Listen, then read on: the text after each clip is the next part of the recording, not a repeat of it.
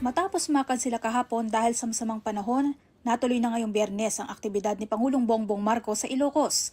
Kabilang dyan ang inaugurasyon ng Sulvex Small Reservoir Irrigation Project sa Pasukin, Ilocos Norte.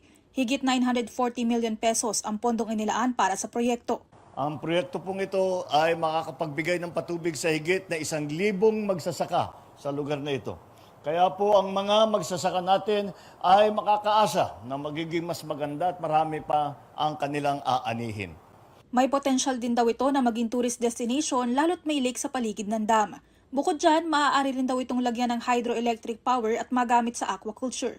Di magpalutang tayo ng solar na para meron tayong power. Para nga kung makapag-develop tayo ng tourist destination dito, meron na tayong pagkukuhanan ng kuryente. Aminado ang Pangulo na magiging matrabaho ang pagpapatupad ng proyekto. Pero malaki raw ang maitutulong niyan sa mga komunidad sa paligid ng dam.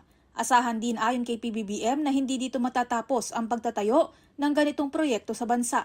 I was just having a quick discussion with Secretary Kiko.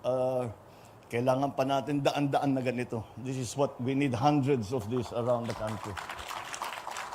Bago ang pagpapasinaya sa dam, unang namahagi ng tulong ang Pangulo sa mga magsasaka at mangingisdang naapektuhan ng El Nino sa Apayao. Mobile Journal Julie Baiza po, hatid ang mukha ng balita.